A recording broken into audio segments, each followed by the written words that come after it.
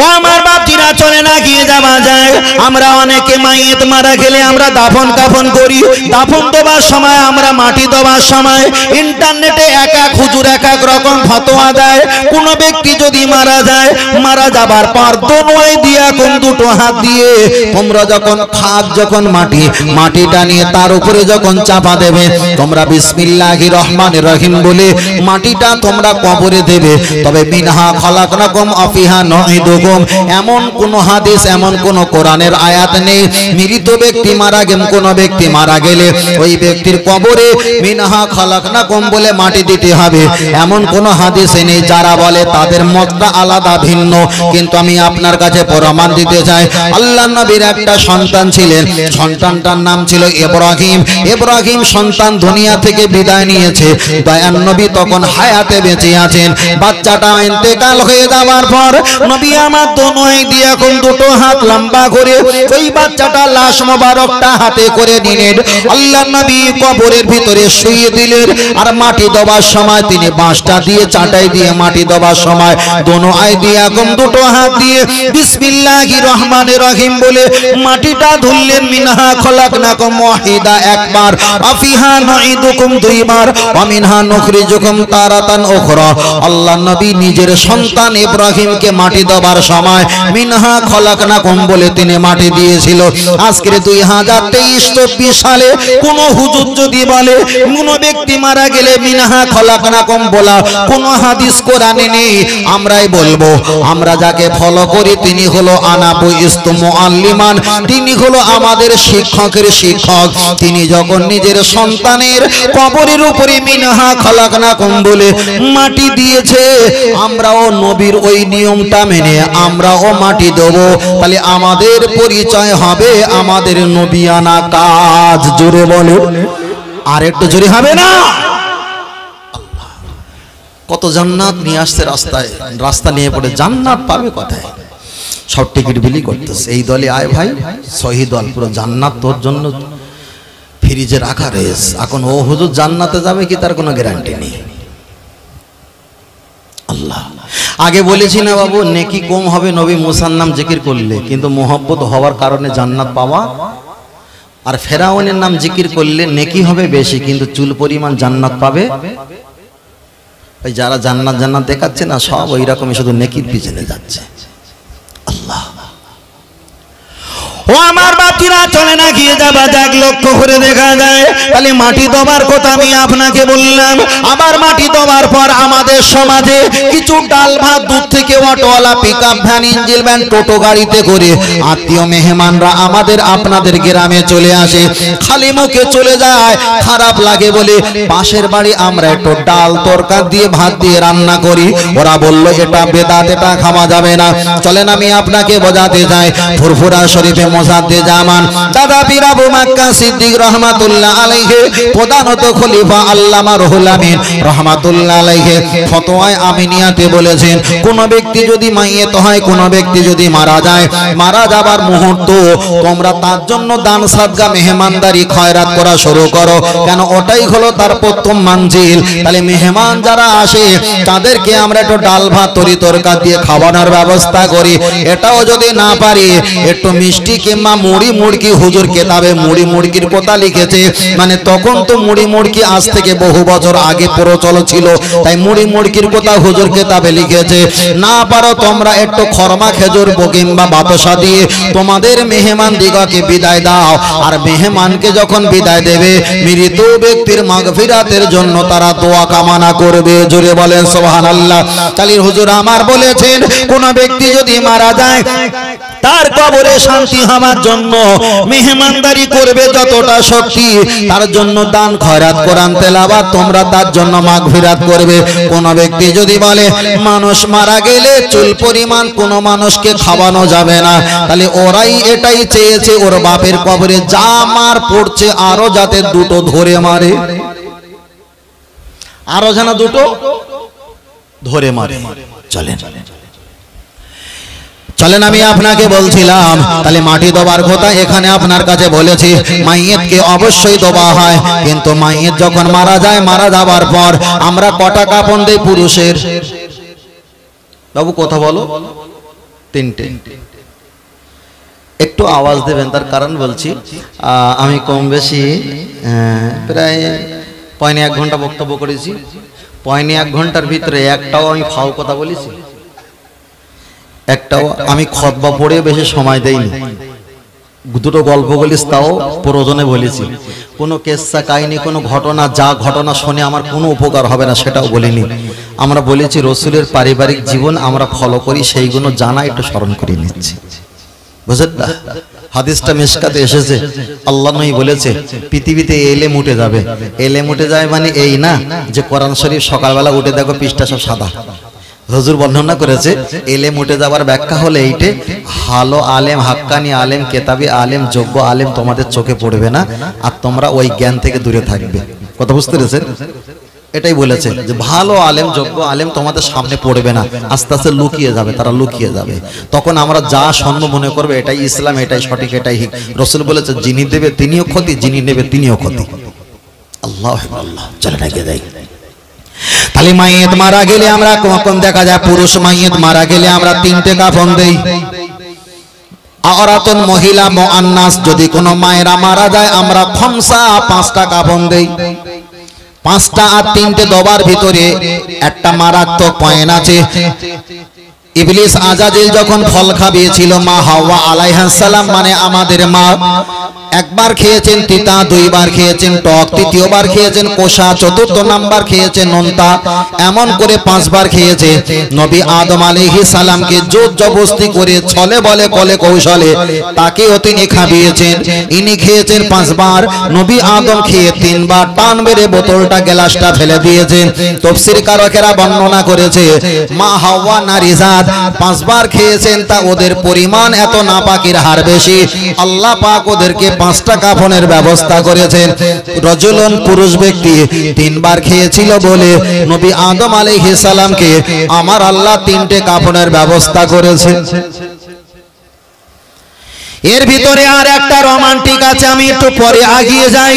মায়েদের নাপাকের ভাগ বেশি যখন বলেছি, তাহলে মশলাটা ক্লিয়ার বলা যায়। শীতের সময় আপনাদের বাড়িতে, আমাদের বাড়িতে অনেক ছেলে, ছোট ছোট ছেলে মেয়ে থাকে, অবশ্যই ভালো। তবে হানাফি মাযহাবের মশলা হলো একটা ছেলে আর একটা ছেলে, দুটো ছেলে এক কম্বলের কাঁথার ভিতরে ঘুমাতে পারবে না, এটা হারাম।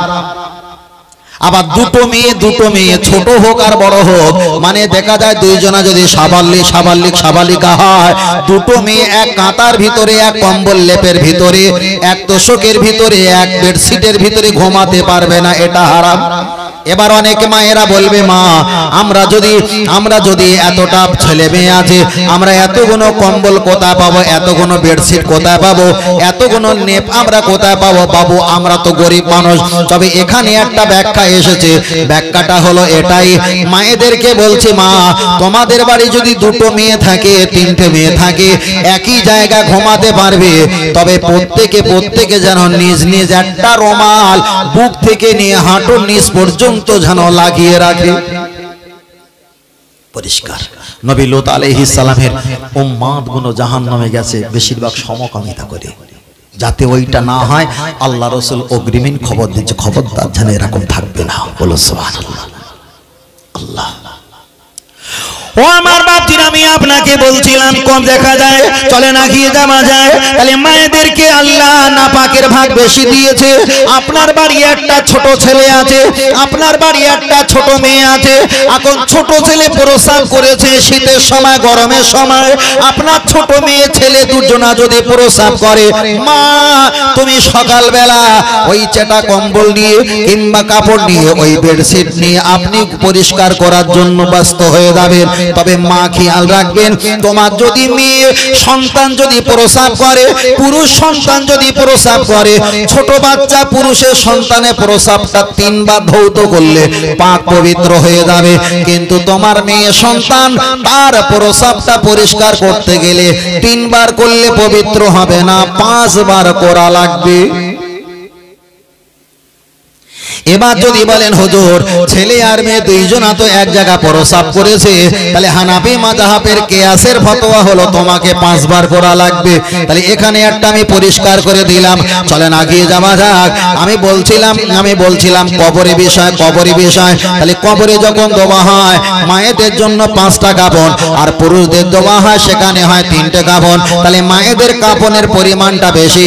আবার মায়েদের জন্য কবর যখন খোলা হয় সেটা বুক পর্যন্ত খোলা হয়, পুরুষদের যখন খোলা হয় তখন নাভি পর্যন্ত খোলা হয়।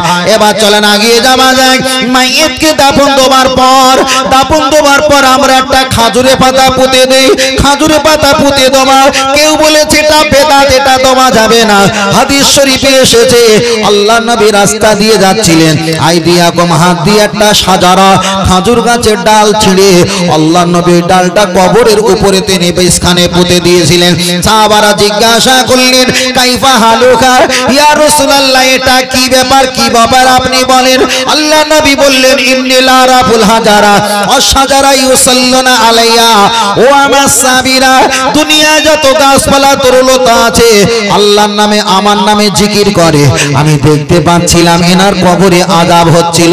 তাই আমি রহমতের নবী সহ্য না করতে পেরে ওই গাছওয়ালা জিকির করনেওয়ালা গাছ ডালটা কেটে নিয়ে আমি যখন পুঁতে দিয়েছিলাম, আল্লাহ এনার কবরে আযাবটা পুরো যদি মাপ নাও করে দেয় আমার নামে জিকির করার বরকতে আল্লাহ ওই ব্যক্তির কবরে আযাবটা তো অনেক হালকা করে দেবে।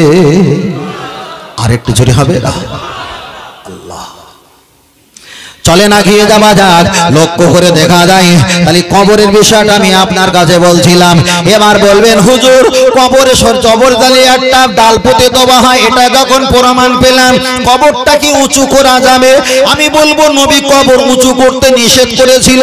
ওটা ছিল প্রথম যুগে মানুষ মহিলারা কবরটা জড়িয়ে বাপ্পা বলে চিল্লি করে আচার খেত, কাতরাকাতি করত। যারা হজ পাকে গিয়েছে তারা দেখতে পাবে জান্নাতুল বাকি, জান্নাতুল মুআল্লা, জান্নাতুল খওয়াব, জান্নাতুল আজিব, জান্নাতুল সুম্মা। আল্লাহর হাজী বান্দা যারা হজ পাকে গিয়ে মারা যায় ওদের লাশটা নিয়ে জান্নাতুল সুম্মাতে দাফন করা হয়। আম্মা জান নবী পাকের সাহাবীদের মাজার মুকাদ্দাস জান্নাতুল বাকি মুআল্লায় আছে। হাজী সাহেব যদি না থাকে ইন্টারনেট তার প্রমাণ, প্রতি মাইয়িতের মাজার শরীফ মুকাদ্দাস শরীফ একটা করে শিল মানে একটা করে পাথর দিয়ে চিহ্নিত করা আছে, আর কিছু পরিমাণ মাজার মুকাদ্দাসটা উঁচু করা আছে না নাই? আছে। আমাদের সমাজে কিছু কবরটা হালকা করে উঁচু করে দেওয়া হয়, এই কারণে দুই দিকে ঢালু করা হয়। এরকম ঢালু করা হয় পানি যাতে ভিতরে প্রবেশ না করতে পারে, ওখানে কিছু পড়লে গড়িয়ে যেন চলে যায়, এই জন্য আমরা হালকা সীমিত উঁচু করি। তবে আমরা বিরাট পরিমাণ উঁচু করি না। তাহলে এই চুল পরিমাণ উঁচু করলে কোনো সমস্যা নেই। চলেন এবার আপনার কাছে আর একটা অপশন আগিয়ে যাওয়া যাক। আমরা কবরস্থানে গিয়ে কবর জিয়ারত করতে পারবো কিনা? কোরআন শরীফের পরে হাদিসের কিতাব মুহাম্মদ আল্লামা আব্দুল্লাহ ইসমাইল বিন বুখারী রাহমাতুল্লাহ আলাইহি বুখারী শরীফের ভিতরে একটা অধ্যায় লিখেছে জিয়ারাতুল কুবুর জিসকা মাতলাব ऐसे है। তার ব্যাখ্যা হলো কবর জিয়ারত কিভাবে করতে হয় তার ব্যাখ্যাটা জিয়ারাতুল কুবুর বলে একটা অধ্যায় আছে, তাতেই বলা আছে তোমরা কবর জিয়ারত করবে। এবার কবর জিয়ারত করতে গেলে আমরা তো হাত তুলে মোনাজাত করি। কেউ ফতোয়া দেবে ভাই হাদিসে এসেছে তো হাত তুলে মোনাজাত করা যাবে না। আমি আপনাকে ওই বুখারী থেকে দেখাতে পারি আল্লাহর নবী জান্নাতুল বাকি, জান্নাতুল মুআল্লা ওখানে দাঁড়িয়ে ফারাফা ইয়াদাইহি তিনি হাত তুলে মোনাজাত করতেন।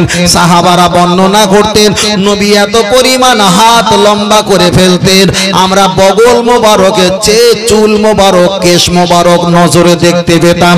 যদি বলেন সুবহানাল্লাহ। তাহলে নবী এত পরিমাণ হাতটা লম্বা করে দোয়া করতেন, আমরাও হাত তুলে মোনাজাত করি। চলেন আপনার কাছে একটাই কথা যায়, আবার কে বলবে নবী তো হাত তুলে মোনাজাত করেনি। চলেন আপনার কাছে হাদিস থেকে আর একটা দলিল দেওয়া যায়। আল্লাহর নবী সাহাবারা মসজিদে নববীতে বসে আছেন, আবু বকর, ওমর, ওসমান, আলী, তালহা, জুবাইর, আব্দুর রহমান বিন আওফ, সাদ বিন আবু ওয়াক্কাস, আবু উবাইদা বিন যায়েদ, আবু উবাইদা বিন জাররাহ, একা একজন সাহাবারা বসে আছেন। আল্লাহর নবী হযরতে আবু বকর হুজুরের আইডিয়া কম হাতটা ধরে একটু বারান্দার দিকে দাঁড়িয়ে দাঁড়িয়ে গল্প করে। একজন সাহাবা বললেন, ও নবী, সাহাবারা নামাজের সময় হয়ে গেছে, আল্লাহর নবীকে একটা বার ডাক দাও। আবার একজন বললেন, লাজবাব, খবরদার না, যে নবী আমাদের কাছে নামাজ নিয়ে এসেছে, যে নবী আমাদের শিক্ষক, সেই শিক্ষককে নামাজের কথা স্মরণ করিয়ে দেওয়া মানে আমাদের বিয়াদবি ছাড়ার কিছু নয়। দয়ার নবী যতদিন ইচ্ছা না হবে নামাজ পড়তে না আসবে, আমরা কারোর একটা বার নবীকে ডাকবো না। কিছু সাহাবারা দলবদ্ধ হয়ে ফাড়া পাইয়া দেয় গিয়ে হাত তুলে মোনাজাত করলেন। কিছুক্ষণ, বেশ কিছুক্ষণ পর আবু বকর দয়ার নবী মসজিদের গেটের কাছে এসে দেখতে পেলেন হাত তুলে মোনাজাত করছে। আবু বকর বললেন, ইয়া রাসূলুল্লাহ, আপনি আর আমি একটু আড়ালে ছিলাম, তাই আমাকে আপনাকে না পেয়ে এরা বেদাতি কাজ করেছে, হাত তুলে মোনাজাত করছে। একদিন আপনি মারা যাবেন, আমি মারা যাব, এরা ইসলামটা আরো কত বাড়াবাড়ি করে ফেলবে হুজুর। এরা যখন মোনাজাত করে এদের হাতটা টেনে আপনি ফাঁকা করে দাও, আমি বাম হাতটা টেনে ফাঁকা করে দেবো, মোনাজাতটা ভঙ্গ হয়ে যাবে। আল্লাহর নবী আবু বকরকে বললেন, আবু বকর, আমি সামনে যতটা দেখি পিছনে ততটা দেখি, উঁচুতে যতটা দেখি তুমি এতটা দেখতে পাও না। ওদের মোনাজাতটা নবী আমার দাঁড়িয়ে দাঁড়িয়ে দেখলেন। মোনাজাত যখন শেষ হয়ে গেল, দয়ার নবী ওদের মাঝখানে যখন প্রবেশ করলেন, আল্লাহর নবী বললেন, কাইফা হালুকা, ও সাহাবীরা বলো কি খবর? তোমরা তো হাত তুলে মোনাজাত করলে, আমি মুহাম্মদ সাল্লাল্লাহু আলাইহি ওয়াসাল্লাম জীবনে তো হাত তুলে মোনাজাত করিনি, তোমরা কেন হাত তুলে মোনাজাত করলে? একটা জবাব দাও। তখন সাহাবীরা বললেন, হুজুর, আপনি হাত তুলে মোনাজাত করেননি, আপনি হাত তুলে মোনাজাত করতে বলেননি, মোনাজাত করতে বলেননি। তবে একটা বার আপনাকে জানিয়ে দিই, আমরা যখন হাত তুলে মোনাজাত করছিলাম আপনি দাঁড়িয়ে দাঁড়িয়ে দেখছিলেন কেন? জবাব দাও। আবু বকর হুজুর মোনাজাত ভঙ্গ করতে চাইছিল, আপনি কেন ভঙ্গ করতে দেননি? জবাব দাও। নবী আমার তখন বলেছিলেন, ও আমার সাহাবীরা, আমি এই কারণে হাত মোনাজাতটা ভঙ্গ করলাম না, তোমরা যখন হাত তুলে মোনাজাত করছিলে আসসামা, আসমান থেকে আল্লাহ পাকের রহমত টপ টপ টপ টপ করে তোমাদের আইডিয়া তোমার হাতে পড়ছিল। যে হাত তুলে আমি মোনাজাত করিনি, যে হাত তুলে মোনাজাত আমি কাউকে করতে বলিনি, কিন্তু যে হাত তোলার বিনিময়ে আমি মুহাম্মদ সাল্লাল্লাহু আলাইহি ওয়াসাল্লাম রহমত পড়তে দেখেছি, আজ আমি মুহাম্মদ সাল্লাল্লাহু আলাইহি ওয়াসাল্লাম হাত তুলে মোনাজাতের পক্ষ হয়ে গেছি। আর একটু জোরে হবে না? আল্লাহ ফের বলছি, বাবা, যদি আমরা আমাদের সমাজে আমাদের কোরআন হাদিস দিয়ে দলিল দিয়ে আমরা যদি এইগুলো যদি না বলি, আগামী 2-4 বছর পরে আমরা টিকতে পারবো বলে মনে হয়? আমার কথা বুঝতে পারছেন ভাই? বড়জন ফের বলছি, বাবা, কে বলবে নবী তো হাত তোলার মোনাজাতের পক্ষ হয়েছে, নবী তো তুলিনি। ছোট আমরা আশুরা রোজা রাখি কয়টা? কমপক্ষে 2টা। নবী রেখেছিলেন কয়টা? ওয়াহিদা, একটা। কিন্তু আল্লাহর নবী জীবনে 2টো রোজা রাখেনি। ইহুদিরা রেখেছিলেন একটা, নবী রেখেছিলেন একটা। ইহুদিদের জিজ্ঞাসা করলেন, তোমরা কতটা রেখেছো? বললেন, আমরা রেখেছি একটা। কেন? এই মাসে এই দিনে রোজা রাখতে বিশাল ফজিলত। নবী সাহাবাদের কাছে গিয়ে বললেন, ও সাহাবীরা, এরা রেখেছেন একটা, আমরা রেখেছি একটা, তাহলে এদের সঙ্গে মোতাসাব্য হয়ে গেলাম, মিলিত হয়ে গেলাম। আল্লাহ যদি হায়াতে রাখে, আমরা আগামী দিনে আগামী বছরে আমরা 1-এর অধিক রোজা রাখবো। বলুন সুবহানাল্লাহ। তবে রাসূল রেখেছিলেন একটা, কিন্তু পক্ষ ছিল 1-এর অধিক। কিন্তু 2টো রোজা রাখার সুযোগ পেলেন না, দুনিয়াবি হায়াত থেকে বিদায় নিলেন।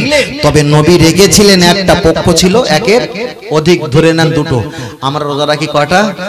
কমপক্ষে 2টো। তাহলে নবী তো 2টো রোজা রাখেনি। কেন? নবী একটাই রেখেছিল, কিন্তু 2টোর পক্ষে ছিল, 2টো রোজা রাখার সুযোগ পেলেন না। কিন্তু পক্ষে থাকার কারণে আমরা 2টো রাখি। নবী হাত তুলে মোনাজাত যদিও বা না করে, হাত তুলে মোনাজাতের পক্ষে ছিল, তাই আমরা 2টো রোজা রাখি এবং 2টো হাত তুলে মোনাজাত করি। জোরে বলে, আর একটু জোরে হবে না? দরুদ শরীফ আল্লাহুম্মা, খুব জোরে পড়ে বাবা, পাখা বন্ধ করে ওয়া আলা আলি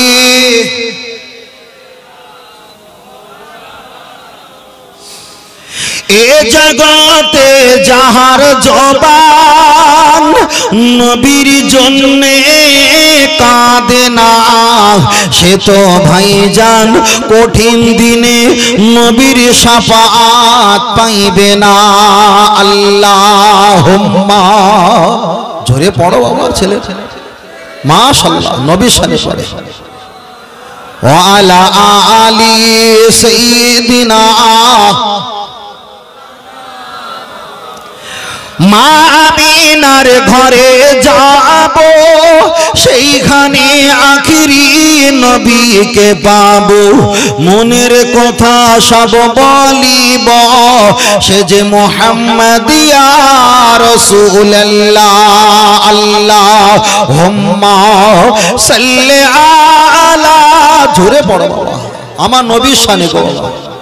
মায়েরা মনে মনে পড়েন মা, মাশাআল্লাহ। ওয়া আলা আলি সাইয়্যিদিনা সাল্লাল্লাহু আলাইহি ওয়াসাল্লাম। আমরা নবী পাকের নাম শুনে চুম্বন খাইনি, এটা আমাদের দুর্বলতা, অলসতা। কিন্তু খাওয়া ভালো না খারাপ? ভালো, ভালো। নবীর নাম শুনে আমরা চুম্বন খাইনি, এটা আমাদের অলসতা, দুর্বলতা, স্বীকার করি, আল্লাহ ক্ষমা করো। কিন্তু আমরা খাওয়ার পক্ষে না বিপক্ষে? পক্ষে। অনেকে বলে হুজুর নবীর নাম শুনে চুম্বন খাওয়া তো কোনো হাদিসে নেই। সমস্যা আপনাদের এই সমস্যাটা হয় না, আপনাদের এই সাইডে সেই সমস্যাটা হয় না। এখন বেশিরভাগ 10টার ভিতরে 7 জায়গায় শুধু সমস্যা। যাওয়ার পরে শুধু বলে হুজুর এইটা ওইটা ওইটা ওইটা ওইটা ওইটা। এখন এই তালি মারতে মারতে মারতে মারতে মারতে মারতে সারাটা বাস। চলেন ছোট করে বলছি, আমরা নবীর নাম শুনে চুম্বন খাই। ফের বলছি আমরা খাইনি মাঝে মাঝে, এটা আমাদের দুর্বলতা, কিন্তু খাওয়ার পক্ষে, খাওয়ার পক্ষে। একজন বলেছিল বক্তা যে নবীর নাম শুনে একবার নাম শুনে চুম্বন কবার? আমরা বলি 3 বার। তা বলছে আল্লাহ বড় না নবী বড়? তা ছেলেরা ছোটরা বলছে কেন আল্লাহু আকবার, আল্লাহ মহান, আল্লাহ সবচেয়ে বড় হয়, আল্লাহ বড়। তাহলে আল্লাহ যদি বড় হয়, নবী যদি ছোট হয়, তাহলে নবীর নাম শুনে 3 বার চুমু খেয়েছো, একবার নাম বলে 3 বার চুমু খেয়েছো। তাহলে আল্লাহ যদি বড় হয়, তাহলে আল্লাহর নাম একবার বললে 3 থেকে 9 বার চুমু খেতে হবে। তো ছেলেরা বললো হ্যাঁ হুজুর যখন বলেছে যুক্তি, এই যুক্তি তো কাটা যাবে। তাহলে আল্লাহর নাম একবার শুনলে 3 থেকে 9 বার খেতে হবে, কেন নবীর নামে একবার শুনলে 3 বার খাই, তাহলে আল্লাহ বড়, আল্লাহর কাজাটা তুলতে হবে। তা আমি পরে গেছি ওই লোবাবপুরের ওই সাইডে, হুগলি লোবাবপুর ওই সাইডে। তা আমি যখন গেছি ছেলেরা আমার কানে কানে বলেছে হুজুর এই ব্যাপার, তাহলে ও কিছু জিনিস করিনি, ওই 1 সেকেন্ডের কাজ। তাই বললাম ভাই নবী ছোট, নবীর নামে একবার শুনে যদি 3 বার চুমু খাই, আর আল্লাহ যদি বড় হয়, আল্লাহর নামে একবার শুনলে 3 থেকে 9 বার চুমু খেতে হবে, না হলে আল্লাহ বিরাট রাগা রেগে যাবে। তাই হোক। এখন ছোট করে বলি, আমাদের বাড়িতে ছোট ছোট ছেলে মেয়ে বাচ্চা সোনামানিক আছে না নাই? আছে। আমরা ছোট ছোট বাচ্চাদের, ছেলেদের, বাচ্চাদের, মেয়েদের চুম্বন খাই না? খাই না? আদরের সন্তান কলিজার চুম্বন খাই তো। আচ্ছা ছোট ছোট ছেলে মেয়েকে চুম্বন খেতে হবে কোনো হাদিসে আছে? নেই। চুম্বন খাই কেন? এটা মহব্বত, এটা ভালোবাসা, আল্লাহর নিয়ামত, আল্লাহ নিয়ামত। আর রাসূল বলেছে পৃথিবীর মেয়ে ওয়ালে দেখি ও ওয়ালা দেখি, তোমার ছেলে মেয়ে তোমার বাপ মার অপেক্ষায় বেশি ভালোবাসতে হবে কাকে? নবীকে। নবীকে রাসূল নাম করে বলে মেয়ে ওয়ালে দেখি ও ওয়ালা দেখি, তোমার ছেলে মেয়ে তোমার বাপ মা, তার অপেক্ষায় ভালোবাসতে হবে কাকে? নবীকে। তাহলে ছোট ছেলে ছোট মেয়ের আপনি চুম্বন খেয়েছেন ডাইরেক্ট, নামে না ডাইরেক্ট খেয়েছেন। নামে খেলে তো অনেক হালকা হতো, ডাইরেক্ট চুম্বন খেয়েছেন। ওটা যদি তোমার কাছে মহব্বত হয়, তাহলে নবীর নামে শুনে চুম্বন খেয়েছো, এটা যেন দলিল পুষ্টি হয়। ওই জন্য বলেছি পৃথিবীতে ইসলাম থাকবে কিন্তু ঈমান থাকবে না। যদি বলেন একটু চেপে বলেন, হয়তো মায়েরা আছে খারাপ লাগবে, তবে একটু ছোট করে বলি। যারা বিবাহ করেছেন, শ্বশুর বাড়ি গেছেন, বিবাহ করার পর শ্বশুর বাড়িতে গেলে ছোট ছোট ছোট স্ত্রী ভাই থাকে, তাকে কি বলা হয়? শালা বলা হয়। যদি একটু পাগরপে না হয় তাকে সম্বন্ধী বলা হয়। এখন ছোট হলে শালা, বড় হলে সম্বন্ধী। শ্বশুর বাড়ি গিয়েতে যখন দুলা ভাই ছোট শালাকে যখন কোলে করে নিয়ে চুম্বন দিয়ে 500 টাকা দিয়েছে, এখন বলেন পর্দার আড়াল দিয়ে যদি মা শাশুড়ি দেখে যে আমার ছেলেকে আমার জামাই নিজের ভাই মনে করে ফেলেছে, এখন শাশুড়ি মা খুশি হবে না রেগে যাবে? খুশি হবে না রেগে যাবে? খুশি হবে। তাহলে জামাই যদি শালা বাবুরে জড়িয়ে ধরে চুম্বন দেয়, 500 টাকা দেয়, আড়াল থেকে যদি পর্দা থেকে শাশুড়ি মা দেখে যদি খুশি হয়, এবার বলেন শাশুড়ি বড় না শালা বড়? কথা বলে না। শাশুড়ি বড় না শালা বড়? আর শাশুড়ি মা বড় না শালা বড়? শাশুড়ি মা বড়। তাহলে আল্লাহ বড় না নবী বড়? যিনি বলেছিল আগে ওর যুক্তিতে আল্লাহ বড়, আল্লাহ আকবার, মহান আল্লাহ বড়। তাহলে নবী যদি ছোট হয়, নবীর নাম একবার শুনলে 3 তারিখ এই 3টে যদি চুমু খাই, তাহলে আল্লাহ বড়। আল্লাহর কটা খেতে হয় বললো? 9টা। এখন শালা বড় না শাশুড়ি বড়? শাশুড়ি বড়। এখন শালা চুমু খেয়েছে 500 টাকা দিয়ে, কটা? শাশুড়ি পালা। তাহলে শাশুড়ি কটা খেতে হবে? কেন? বড় যদি হয় আল্লাহরে 3 তারিখে 9বার খেতে হবে, যিনি বলেছে তার যুক্তি দিয়ে শাশুড়িরও খেতে হবে তো চুমু, শালার যখন খেয়েছি। তাই রাসূল বলেছে, মান আসানি, যারা আমাকে সরিয়ে দেয়, ফাকাদ আসাল্লাহ, আমার আল্লাহ তাদেরকে সরিয়ে দেয়। মান আতানি, যারা আমাকে ইত্তেবা করে, ফাকাদ আতাল্লাহ, তারা আল্লাহরই ইত্তেবা করে ফেলে। চুরি করে, বুঝলেন? রাসূলকে চুম্বন, রাসূলকে সম্মান ইজ্জত করলে কি হবে? জি বন্ধ হয়ে যাবে। হ্যাঁ, উনি বাংলা ভাষায় বলেছে, হাদিসটা কিন্তু আছে। রাসূল বলেছে, কে যদি খায়েশ নফসে, স্ত্রী, শাশুড়ি, আপনার বৌমা, আপনার স্ত্রী যে শাড়ি পরে, শাশুড়ি বয়স তো এখন বৌমা সমান সমান চলছে। এখন আমরা বিয়ে করি, শাশুড়ির যা বয়স, স্ত্রী বয়স 19-20। এখন যখন স্ত্রী শাড়ি যখন পরে, আপনি দেখে মার কামার, এটা আমার স্ত্রী। এখন যদি আপনার শাশুড়ি মা যদি ওই স্ত্রী শাড়িটা পরে, আর বিয়ে করলে তো নতুন নতুনটা রিয়াকশন টাওয়ার ভালো থাকে, যদি পিছন দিকে ধরে ফেলেন, যদি ওটা বেভুলে হয়, কপাল ভালো, হানাফি মাযহাবের মশলা, ওটা যদি ইচ্ছাকৃত হয়, তোমার স্ত্রী এমন হারাম হবে, পৃথিবীর কোনো জায়গা নেই আর হালাল তালাক দিলে হালাল করার জায়গা আছে, কিন্তু ওইভাবে হারাম হলে আর জীবনে হালাল করার। যারা শাশুড়ির সঙ্গে সম্পর্ক আছে ভাই, 1 হাত সেলাই করতে গিয়ে 5 হাত চলে গিয়ে দেখো শেষ। চলেন এদিকে যাবো না ভাই, বললো হাদিসটা বললাম। চলেন আমি আপনার কাছে বোঝাতে চেয়েছি, তাহলে আমরা হাত তুলে মোনাজাত করি। আমি দলিলটা নেওয়ার জন্য এত দূর পর্যন্ত এসেছি। এবার আমি আপনার কাছে আর একটা কথা বলবো। আমরা যখন হাত তুলে মোনাজাত করার প্রমাণ পেলাম, নবী করুক আর নাই করুক, নবী হাত তুলে মোনাজাতের পক্ষ ছিল। চলেন আপনার কাছে আর একটা অপশন বলি। হাত তুলে মোনাজাত করার সময় আমরা যখন মোনাজাত করি, প্রথমে আমার নবী পাকে দরবারে দেখা যায় পীর অলি দরবারে এক এক করে বলি, অমুক পীরের দরবারে পৌঁছে দাও, অমুক দরবারে দাও, অমুক আব্বা মা দাদা দাদি নানা নানি, ছেলে মেয়ে বিয়ে বাচ্চা নাতি পোতা, আল আওলাদ মাতৃ পিতৃ শ্বশুর শাশুড়ি, তাদের রূহ পাকে পৌঁছে দাও। আমরা মোনাজাত যখন করি, 14 গোষ্ঠীর নাম ধরে ধরে মোনাজাত সওয়াব পৌঁছাই না। চলেন এটা পরিষ্কার করি।